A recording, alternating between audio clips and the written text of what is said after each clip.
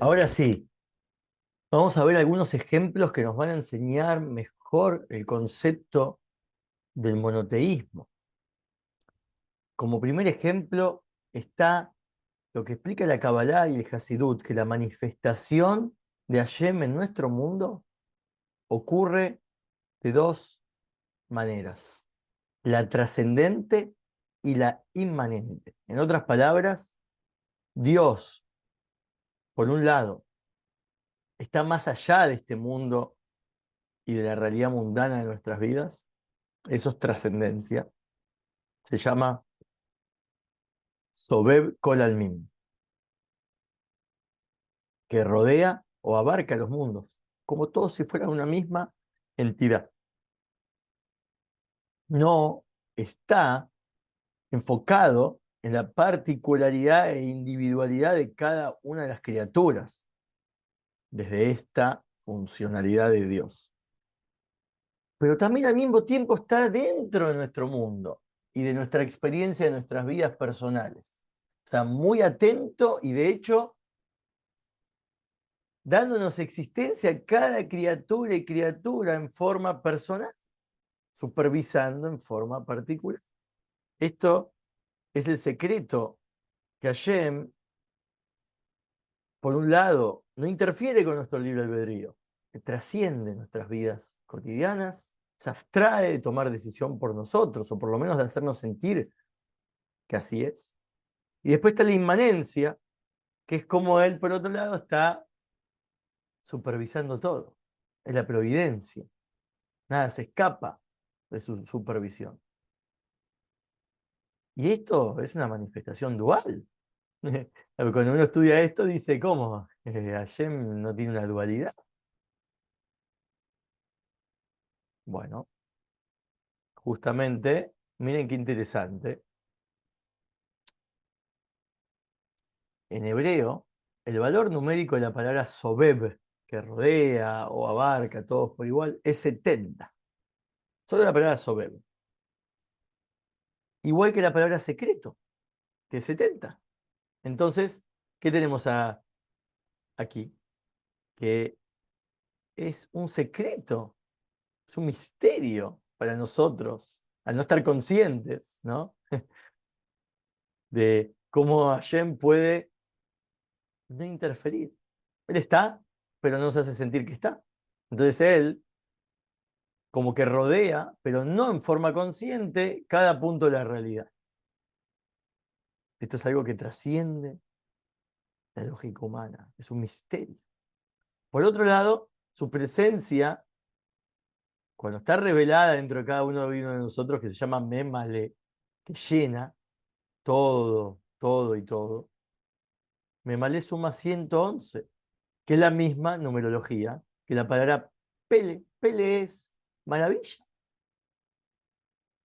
porque claro, es maravilloso como él puede estar viviendo la vida de cada y uno nuestra, de nuestra realidad, cada vida, hasta de la piedra, la planta, cualquier tipo de objeto y persona.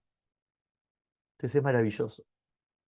Son como dos tipos de meditación y reflexión. Obviamente, ampliando esta idea mucho más, uno llega a experimentar lo que se llama el amor por Hashem. Y a veces hasta el temor también, que es mucho más profundo, porque es el respeto a esa grandeza que tiene.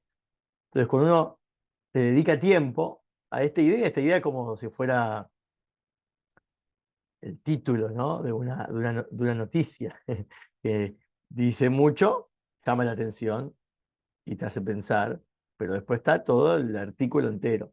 Esto es solo para poder entender el tema del monoteísmo, pero abriéndonos a estas dos cualidades de llena y rodea y analizándola en base a estos números, ya te da una pauta de cómo lograr reflexionar en conceptos que explica la Torá, la Kabbalah, principalmente la mística, pero para lograr que lograr un efecto emocional poderoso que nos vincule y mejore y enriquezca nuestro servicio a Dios.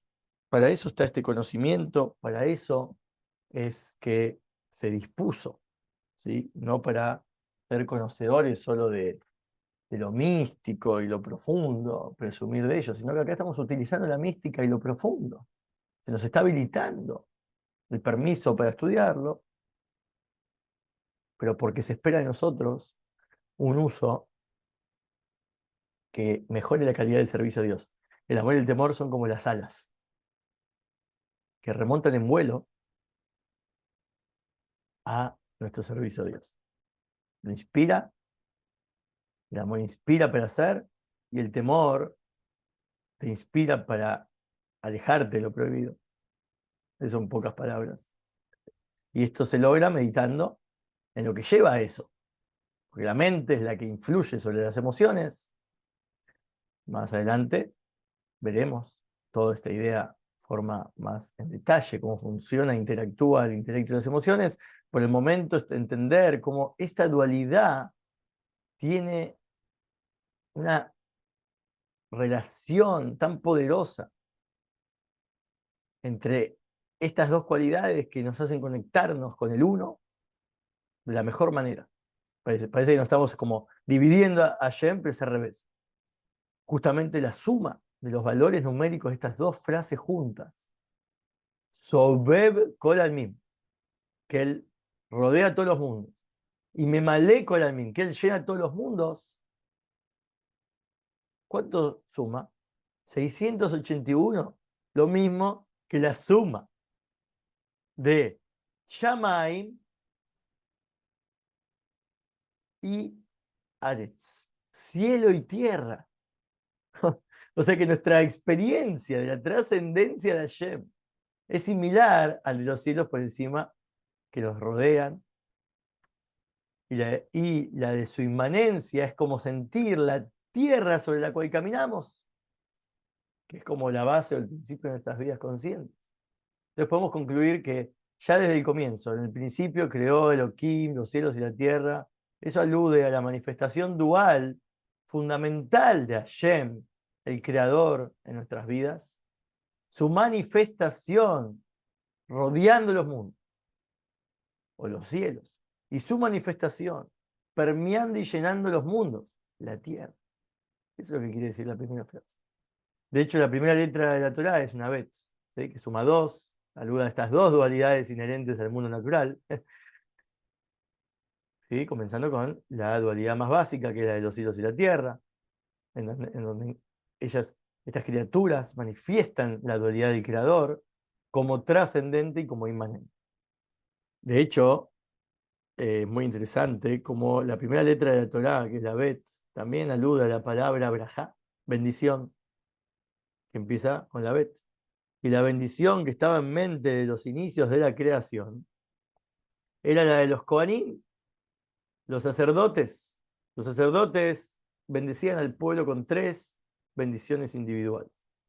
Tres por la palabra brajá, bendición, que brajá suma 227. Por 3, 681. Y eso es también lo que acabamos de explicar, la suma de cielo y tierra. Eso es fascinante. Segundo ejemplo es el de las 4 letras del nombre de Hashem. Esta manifestación múltiple de Hashem se hace explícita a través de las 4 letras de su nombre esencial, que es Havayá. ¿Sí? Ya que lo habíamos mencionado, su significado literal es traer la realidad constantemente a la existencia, hacer existir, verbo que no encontramos en español. Pero incluso dentro de esta referencia a Hashem, aparentemente simple como creador, cada una de sus 4 letras, la Yud, la Hei, la Bab, la Hei, se refiere a una de las 4 etapas del continuo proceso creativo. Primero es la contracción, el Tzimtzum, que dijimos, después viene una expansión, el rayo, que dijimos el Kab, después viene la extensión de ese rayo, y después otra expansión más, una vez que se consigue el objetivo de materializar la realidad, se expande y se expande. Esto es algo que es para estudiarse, ¿no? En sí mismo, este nombre tiene una cantidad de explicaciones tremendas. De hecho, otra explicación de qué significa Bahía también se interpreta como un acrónimo de los tres tiempos: fue, es y será. ¿Sí? La primera letra del nombre Bahía es la Yud. La Yud corresponde a fue, es antes del principio de la creación. La tercera letra Bab,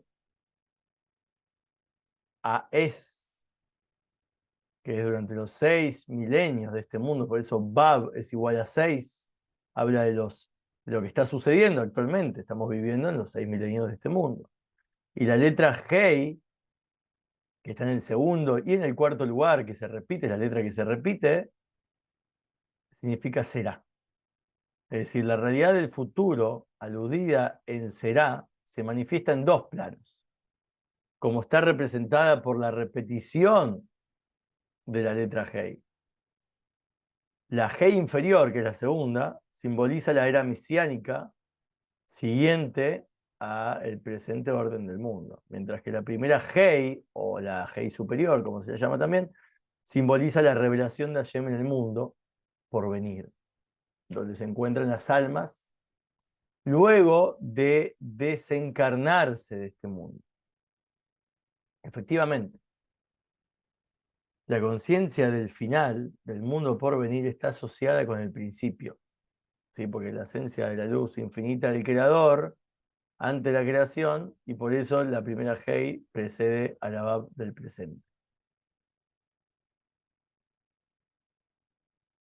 Es para darle más misticismo al misticismo, ¿no?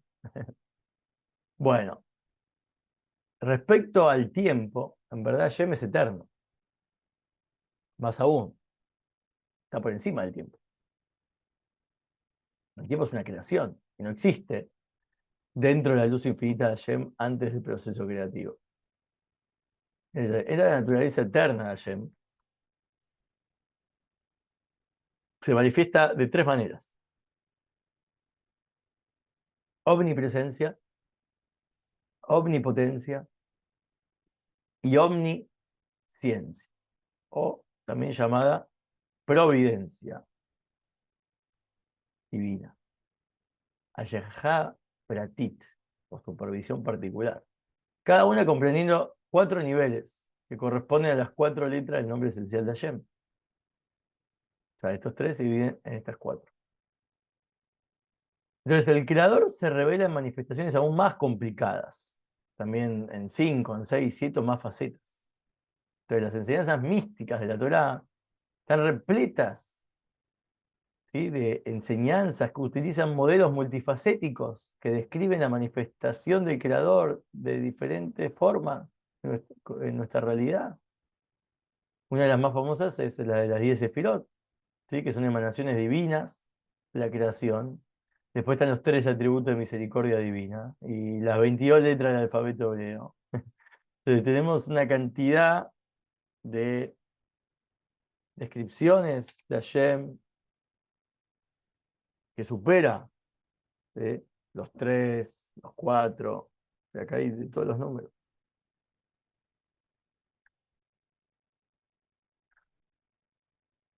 Pero la realidad es que el monoteísta verdadero, siente que todo, incluso aquello que parece tener una naturaleza dual, al final está unido con Hashem. Los números reflejan, más que cualquier otro fenómeno, la diversificación de la realidad. Ya que al fin de cuentas, 2 es definitivamente más múltiple que 1, 3 más aún que 2. Entonces surge la cuestión de si el monoteísmo trata a los números de alguna manera especial. La Torá ordena al pueblo de Israel relatar la historia del éxodo de Egipto en la primera noche de Pesaj. Así dice: y le dirás a tu hijo en ese día, diciendo, por lo que Hashem hizo por mí cuando salí de Egipto, entre tantos otros versículos que aluden a este mandato. Esto está en Éxodo 13:8. Ahora, en la conclusión de la recapitulación de la salida de la esclavitud, es una costumbre en algunos lugares cantar un poema que se llama ¿Quién sabe uno? Es un poema que elabora una serie de preguntas y respuestas respecto al simbolismo de cada uno de los números desde el 1 hasta el 13. La primera pregunta es, ¿quién sabe uno?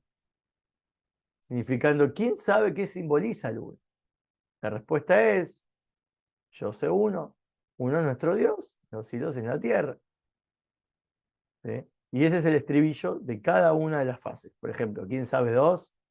Yo sé dos, dos son las tablas del pacto. Las tablas. Y luego empieza, dos son las tablas del pacto, uno es nuestro Dios en los cielos y la tierra. Ejad, miyodea, ejad, miyodea, así. Ejad, na, na, na, na, na, na, na, na, na, na. Así va la canción, que algunos la cantan distinto, pero es como, ¿quién sabe uno? ¿Quién sabe dos? ¿Quién sabe tres? Tres son los patriarcas, dos son las tablas del pacto, uno es nuestro Dios. Así hasta quién sabe 13.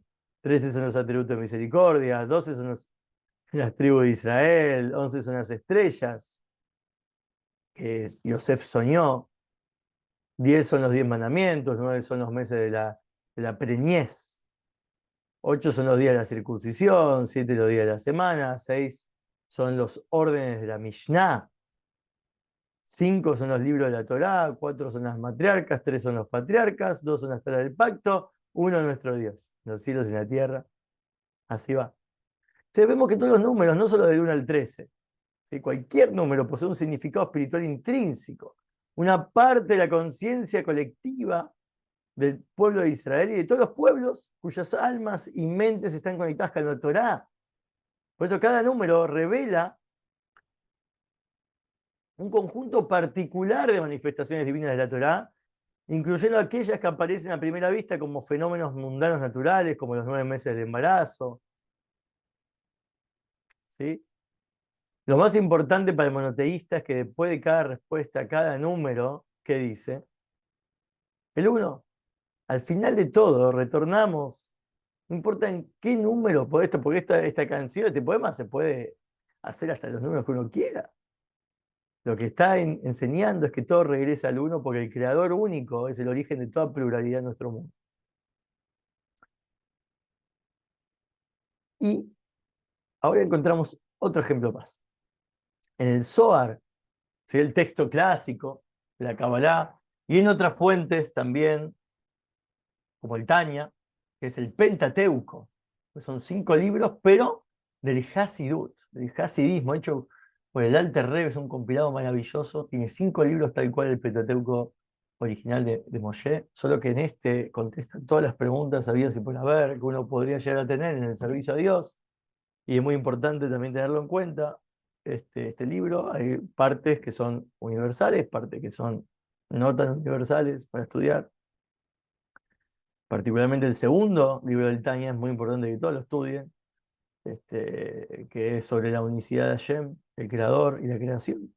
Entonces, en el Zohar y en este texto también del Tanya encontramos 3 manifestaciones de divinidad consideradas como una: Hashem, la Torá e Israel.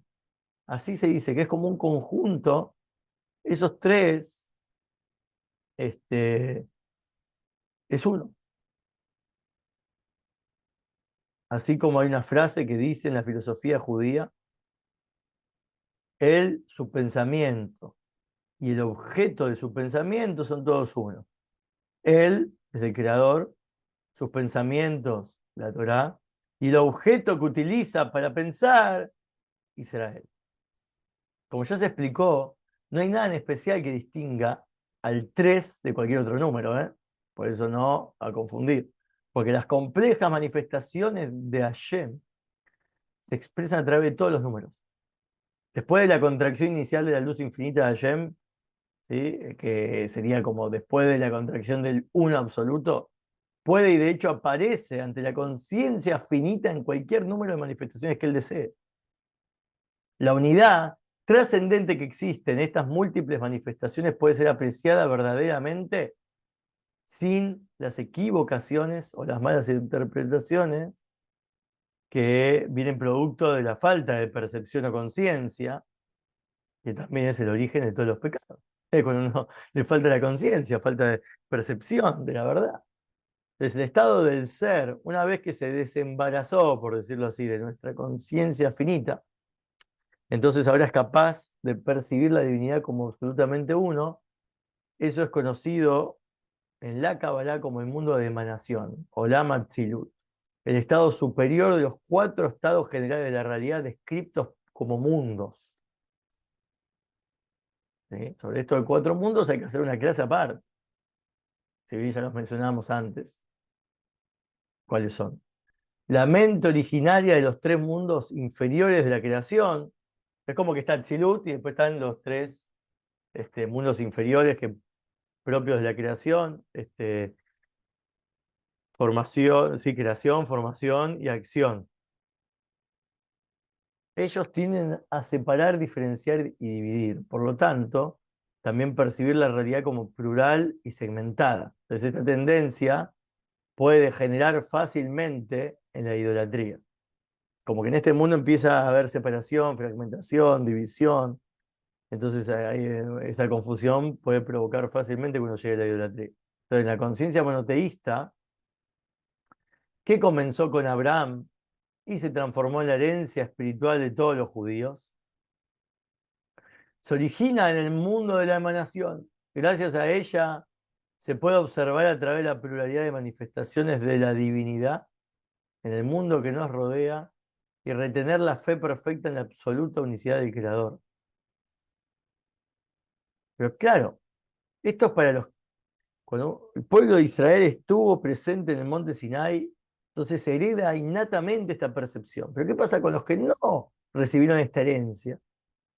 Por lo cual se entiende, no en forma de prejuicio, sino que innatamente no poseen una perspectiva monoteísta. No vine de nacimiento, vine a producto como de estudiar, de aprender, de trabajarlo. Entonces, una persona que no nació innatamente con esta tendencia monoteísta puede creer teóricamente que Hashem es uno. Pero de repente surgen preguntas de la manifestación del creador en la realidad. Entonces, cuando empieza a escuchar estos conceptos, cómo Hashem se manifiesta en forma dual, en forma triple, de acuerdo a las letras hebreas, toman como identidad propia de repente en la mente una persona que no está acostumbrada a escuchar esto. Entonces, esta descripción práctica toma muchas veces forma de pluralidad y lleva a la idolatría. Entonces, la mente arraigada en la conciencia de los 3 mundos inferiores crea una división en la unidad verdadera de Hashem, que como ya dijimos, puede llegar a la idolatría. El único remedio para esta tendencia innata al politeísmo o panteísmo, de acuerdo a qué caso, es unir su conciencia a las enseñanzas universales de la Torá. Es el primer paso. La esencia de la Torá contenida en cada una de sus palabras dice que Hashem y la Torá es uno, junto con Israel. Hashem y la Torá es uno junto con Israel. Es como que no se pueden separar. No puedes separar una cosa de la otra, estudiar Torá sin que te importe quién es la fuente de la Torá y sin que te importe quién es el pueblo que estuvo presente en el momento que fue entregada y a quien se le dio, ¿sí?, como herencia y tesoro para guardar y enseñar. Los sabios dicen justamente, cada palabra de la Torá es un nombre de Hashem. Todos son nombres de Hashem. Entonces el mensaje subliminal que nos transmite la Torá a todos los pueblos es la unidad absoluta e indivisible de Hashem. Entonces, si Hashem, la Torá e Israel, como 3 manifestaciones, la Torá es la sabiduría y el espíritu de Hashem, de quien está dicho él y su sabiduría son uno. Israel es considerado como el hijo del Todopoderoso, como así dice la frase, está escrito Tenemos varios ejemplos, varios lugares, pero uno muy común es Éxodo 4:22, ¿sí? Justamente la palabra Bení Bejorí Israel dice: Israel es mi hijo, mi primogénito. Suma 62, Bení Bejorí 2:32, Israel 5:41. Y esto, este, son todos números que aluden, ¿sí? Aluden a, a una pluralidad, a una separación aparente. Entonces, como que aquí tenemos el Hijo, el Padre y la Torá como su ruaj, su espíritu. Dicho esto, ¿sí? Nadie habla de que el pueblo de Israel es una entidad en sí misma y se le reza al pueblo de Israel. Dios lo impida. ¿Sí? Esto jamás está en la mente, ¿sí? De la conciencia judía. Lo mismo con respecto a la Torá, el espíritu sagrado del Creador. Jamás se sueña con dirigirse a la Torá como una entidad independiente para rendirle culto. El alma monoteísta nunca comete el error de conferir una realidad independiente a una de las manifestaciones de Hashem. Así está escrito. Hashem me poseyó al comienzo de su camino. Cuando alistó los cielos, estuve allí. Cuando delimitó los cimientos de la tierra, entonces estuve a su lado y mi deleite estaba con los hijos del hombre. Esto está en Proverbios 8:22 a 8:31. Estos versos los dice la Torá cuando nos referimos a cualquier número de manifestaciones subsiguientes a la contracción inicial de la luz infinita. O sea, una vez que pasa el Tzimtzum, estas manifestaciones permanecen absolutamente una. La paradoja, esto de estuve junto a Hashem, o soy el instrumento de Hashem en la creación, es una paradoja. La raíz absoluta y última de las almas de Israel, los hijos de Hashem, también existía antes de la contracción inicial. Era absolutamente una con el Creador. Esta paradoja no puede ser apreciada por una conciencia que esté desconectada del mundo de la emanación. Un alma que viene de Atzilut, del mundo de la emanación, es monoteísta innatamente, porque ahí todos uno. Todavía no se separaron las manifestaciones. En el mundo de la creación, la formación y la acción, los tres últimos mundos, Briá y Etirá y Asiá, un alma nacida ahí le cuesta más entender esto porque no lo tiene innato. Entonces rezamos solo al Creador mismo. Esto es uno de los principios de la fe que mencionamos al principio de las clases, ¿sí? De este curso. La verdadera conciencia monoteísta, incluso de la manera en que se manifiesta luego de la contracción inicial, mismo en el mundo de la emanación, está siempre conectada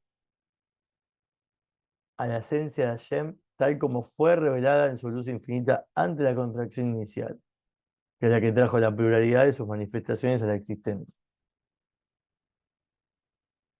También aprendemos del Zohar que la Torá sirve como un nexo entre la conciencia creada de Israel y la luz infinita de Hashem. O sea, es como un intermediario que conecta. La Torá no es más que una manifestación de ese vínculo, afinidad que tiene el Creador por Israel y Israel por el Creador. Entonces, Hashem, Torá, Israel también en verdad es Hashem e Israel, que a su vez Hashem son cuatro, porque son cuatro letras, el nombre de Hashem, como ya se explicó. Entonces, la manifestación, cómo se van uniendo, ¿no?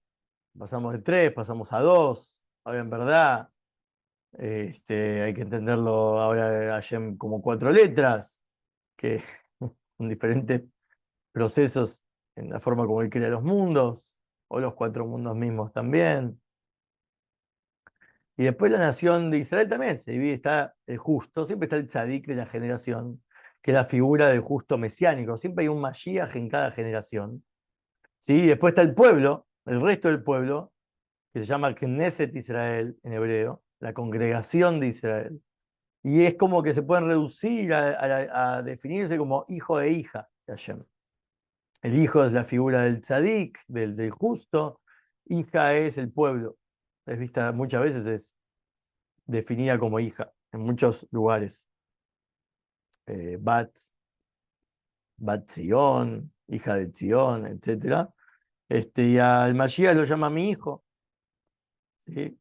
Y justamente mi hijo, que es 62 en número, mi hija, que es 412, suman en total la palabra dat, conocimiento, 474, que justamente la sefirá que une al hijo con la hija.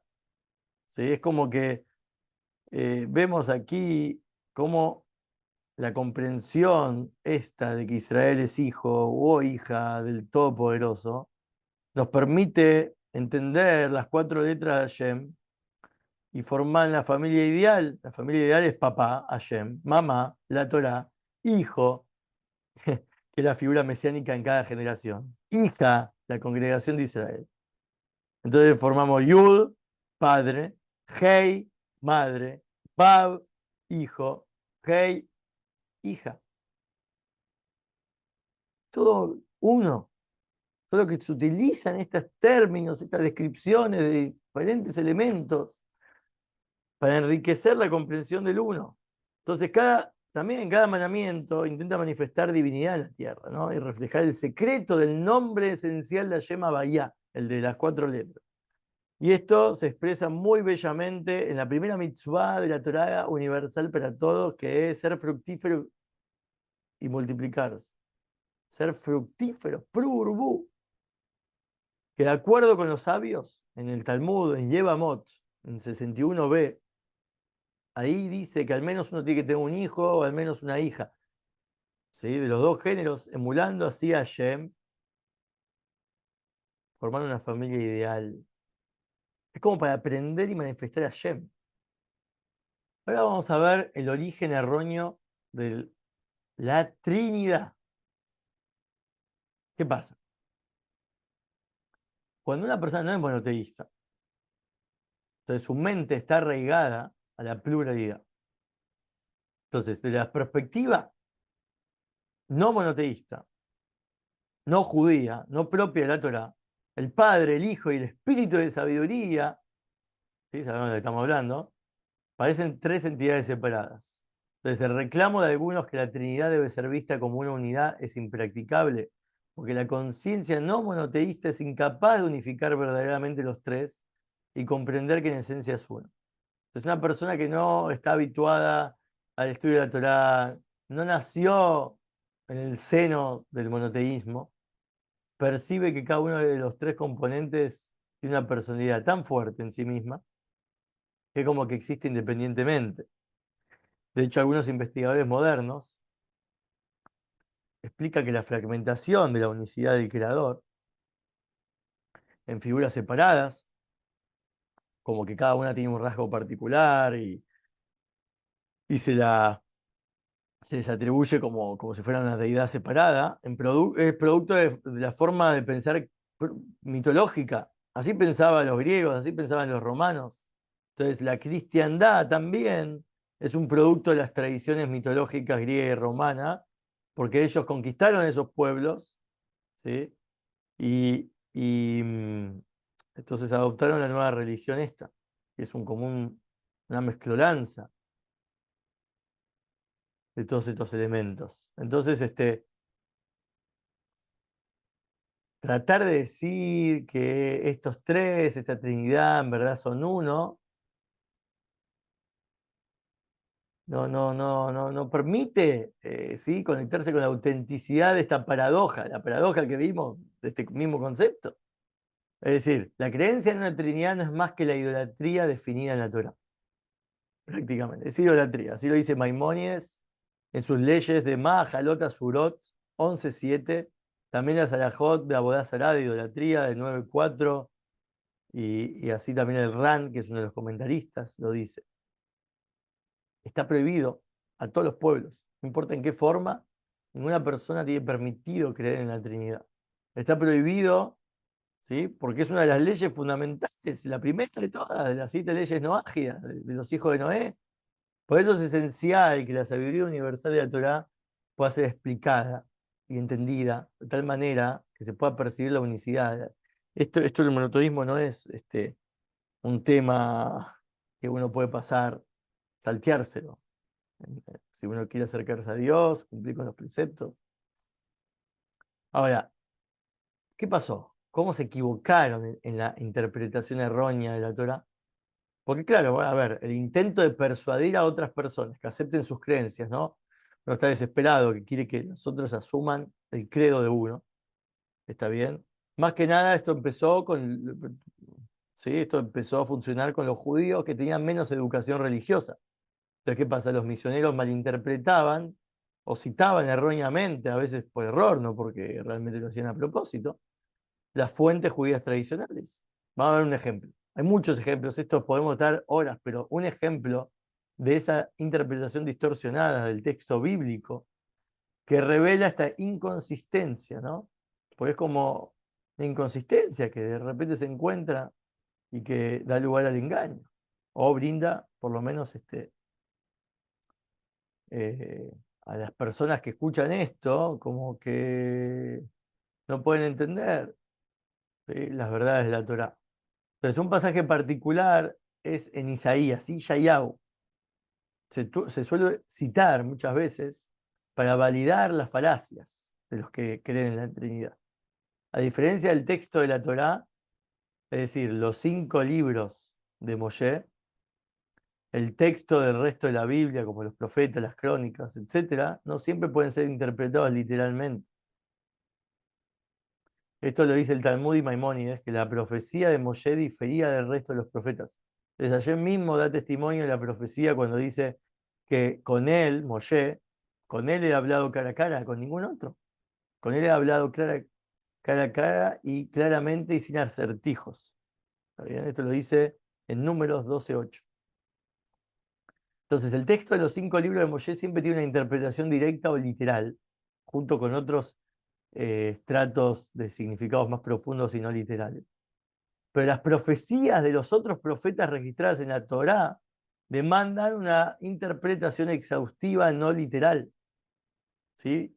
¿Y cómo podemos entenderlo? A través de estudiar el texto con su traducción tradicional al arameo, que se llama el Targum Yonatán, y también los comentaristas tradicionales que son Rashi, Ibn Ezra y el Radak. Entonces, está muy recomendado encontrar los libros de textos de la Torá, del Tanaj, como se llama, pero no cualquier Tanaj, el Tanaj que tenga los comentarios de Rashi o Ibn Ezra y el Radak. O sea, obviamente uno más profundiza mejor, pero con Rashi ya está bastante bien, fiel a la fuente y va a tener una comprensión mucho mejor de las cosas que se están hablando ahí. Entonces, como ya explicamos, con la conciencia del mundo de emanación, Atzilut, entonces la conciencia monoteísta que comparten los autores de todas estas fuentes judías tradicionales, ve a través de lo que para otros aparente no ser más que una pluralidad de información.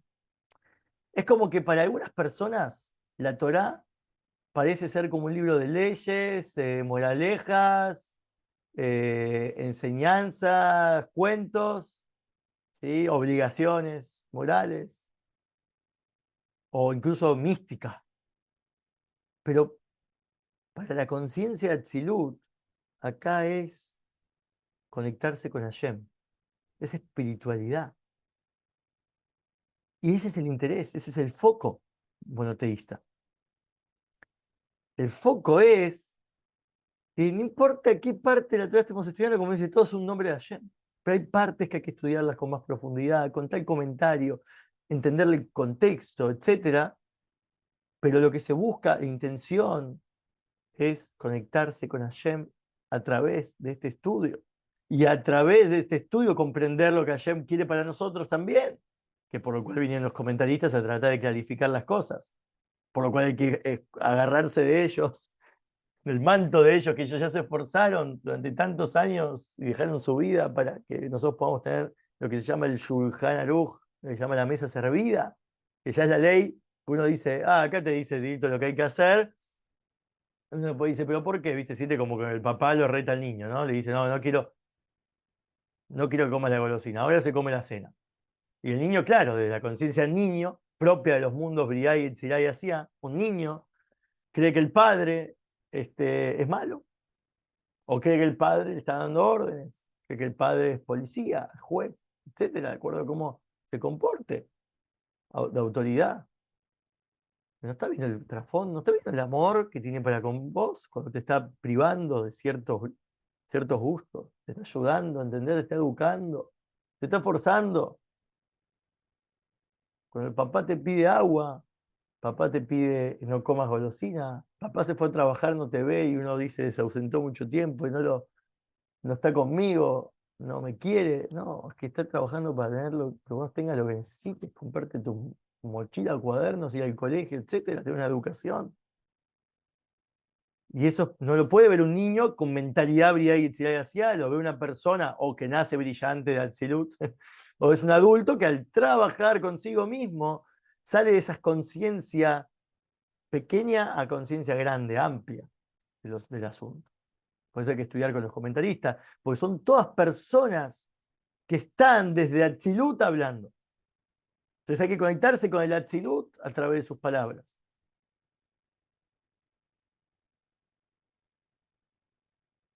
Entonces, de esta manera podemos interpretar las profecías de igual manera que las entendió el propio Yeshayahu, quien también compartía este tipo de conciencia tzilútica, por decirlo así, de tzilut.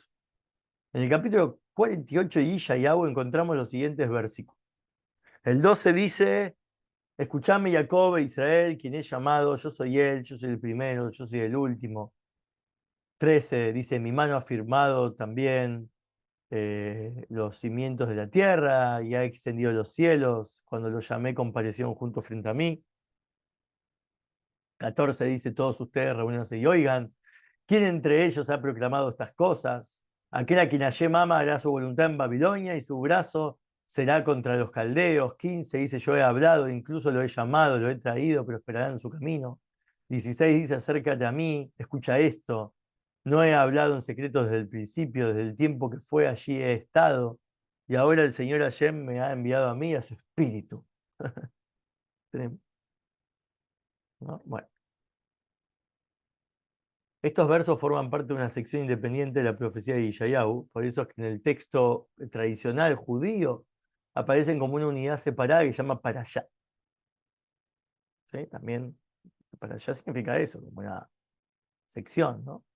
Bueno, muy interesante cómo en esta parashá aparece la palabra yo, todo esto que estuvimos leyendo, en toda la parashá esta aparece yo. ¿Cuántas veces aparece yo? 7 veces. La palabra yo es ani, que es una permutación, en verdad, de la palabra nada. Nada se dice ein. O sea, ani se escribe Aleph, Nun, Yud. Nada se escribe Aleph, Yud, Nun. ¿Sí? Pero tiene las mismas 3 letras. De hecho, casi Ain, nada, también así se escucha cuando se dice ojo. Ojo es Ain, solo que en vez de con Aleph es con Ain, la letra. Y obviamente estas dos letras siempre forman como un par espiritual. Hay letras que como se pueden sustituir y encontrar un nuevo significado. O sea, como que se permite sustituir esta letra con aquella. Hay distintas reglas para esto. Una de ellas es la Aleph y la Ain, porque son las que suenan igual, por ejemplo. Las que suenan igual se pueden sustituir. Las que son, por ejemplo, la Aleph y la Taf, la primera y la última, también se pueden sustituir.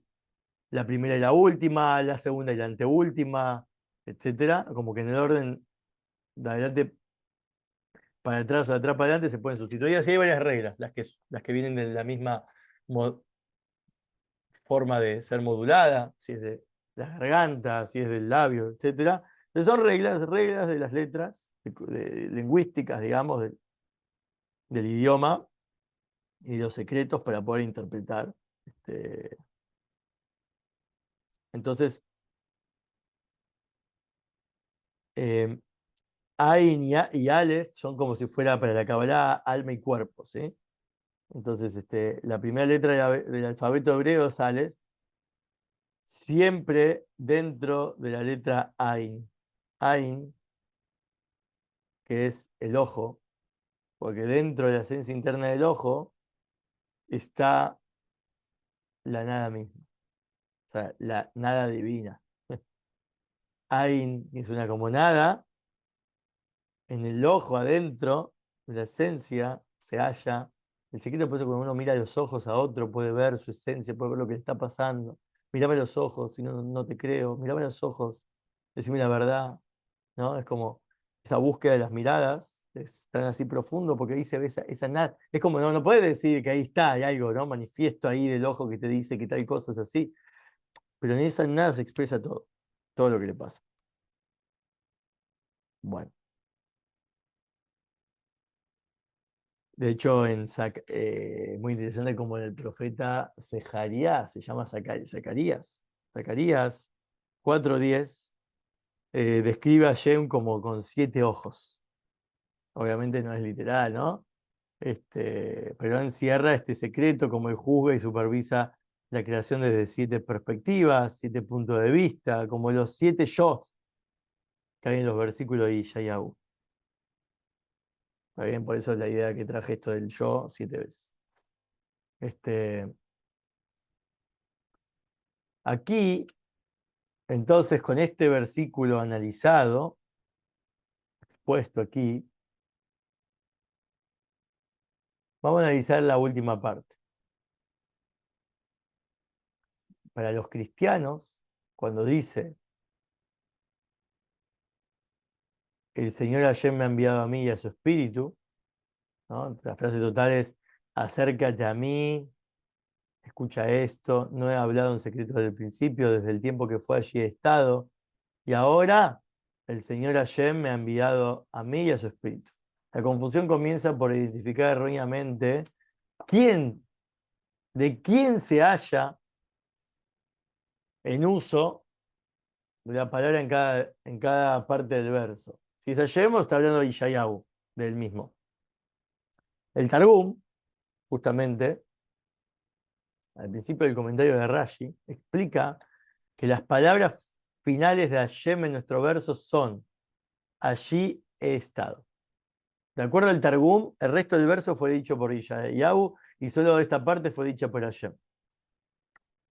Rashi ofrece 2 posibilidades de lectura de este texto. Que es Hashem que concluye con las palabras desde el principio, o es Yeshayahu quien dice el verso entero, desde el principio al final. Entonces, de acuerdo a la segunda opción, es que Rashi dice que el alma del profeta estaba presente cuando Hashem hizo su decreto, ¿sí? Incluso antes de que su alma descendiera a la tierra, como que estaba desde el principio. Entonces aprendemos que su alma, como toda alma que proviene de la parte de esta Hashem en lo alto, antes de descender al cuerpo físico, está describiendo esa etapa. Antes de descender al cuerpo físico, yo estaba ahí. Entonces, la explicación de que el alma del profeta recibió su profecía antes de descender a un cuerpo humano está basado en el Midrash Tanjumá, que atribuye profecía a la revelación de Torá en el monte Sinaí. Entonces, de acuerdo al Midrash, siendo que todas las almas judías estaban presentes en la entrega de la Torá, y cualquier tipo de innovación en la Torá que venga después va a ser originaria de este evento, todos los profetas recibieron su profecía en el monte Sinaí, no importa de cuándo fueron dichas sus profecías, más adelante en la historia. Pero ellos ya estaban ahí, entonces está todo contenido en su profecía que viene de 400 años de distancia entre un profeta y otro, en distintas etapas de la vida, después del monte Sinaí, mucho, mucho más tarde, igual como estaban ahí, ellos ya tenían la Torá integrada, innata, tal cual como se entregó en el Sinaí. Lo mismo para cualquier alma que estuvo en ese momento. La profecía en el monte Sinai, ¿sí?, hace que cualquier persona que haya estado ahí en algún momento pueda ser reconocida como profeta, tiene habilitado. Digamos, como que hasta esa época la profecía servía para interpretar nuevas facetas en la Torá, ¿sí? Esto lo pueden ver en el Tanya y Greta Kodesh 26. También justamente la cantidad de palabras que tiene esta porción que estudiamos de Yeshayahu, 64, es también el valor numérico de la palabra hebrea para Nebuá, profecía. Y es justamente el mismo exacto número de letras que tiene el verso final, que estamos estudiando ahora. ¿Es una coincidencia? Claro que no. Por eso es tan importante saber hebreo, los comentaristas. Entonces, el Radak, otro comentarista, explica que un profeta a veces oye la voz directa de Hashem y otras tiene una visión de un ángel enviado a hacérsela, o sea, a hablarlo. Entonces, cuando dice Hashem me ha enviado, junto con el ángel que he visto en mi profecía para hablarme y dirigirse a mí. Otra lectura de la palabra su espíritu es el espíritu dentro de mí. Por ello, el profeta relata que ha sido inspirado. Esta es la explicación de Rabbi Saadia Gaon. La Bab en la palabra y su espíritu, Berrujo, se traduce también con su espíritu. Con lo que el significado de este verso, de acuerdo con esta interpretación, es Hashem ha despertado su espíritu en mí y con el poder de ese espíritu me ha enviado a profetizar a mi pueblo. Entonces, a pesar de que estos versos se refieren de hecho a tres, Hashem decretando, el profeta actuando como su mensajero que fue enviado para manifestar esos decretos, y el ángel que fue enviado al profeta o el espíritu de profecía que mora dentro suyo, parecen ser tres entidades separadas. A una conciencia rectificada de los comentarios de estos sabios, dejan claro que estos no representan a tres divinidades diferentes. O es que Hashem ha creado un profeta y un ángel o espíritu de profecía, o el alma del profeta y el espíritu de profecía eran simplemente uno con Hashem antes de ser creados. Para poder redondear todo lo que recién analizamos. O que ya estaban creados, o que fueron creados.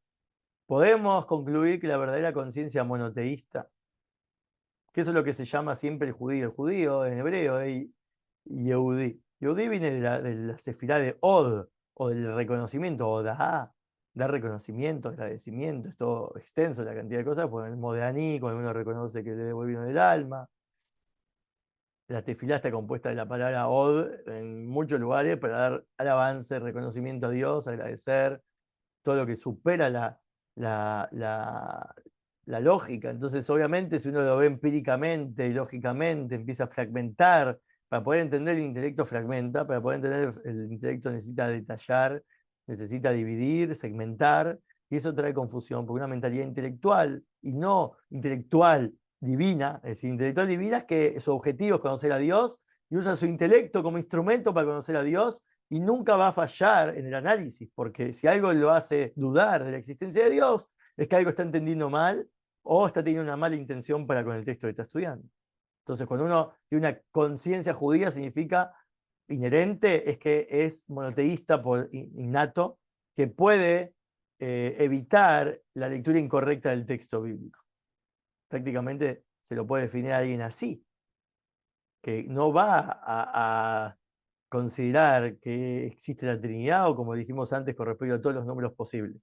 Debemos decir entonces que para una mente judía es algo natural, o debería ser algo natural, buscar la unicidad del Creador, y una persona aún no rectificada, ¿sí? Una mente no rectificada, carente de un punto de vista verdadero monoteísta o acostumbrada a la idolatría, ya sea por error, por engaño o por intención deliberada, como sea, pero se tiene que acostumbrar a cambiar la mentalidad para dejar de encontrar de forma innata pluralidad en donde no existe.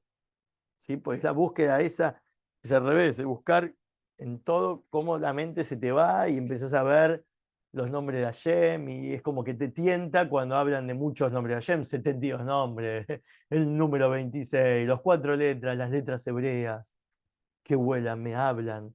Se le da siempre como una figura, como una entidad propia, como si fueran entidad, si no lo son.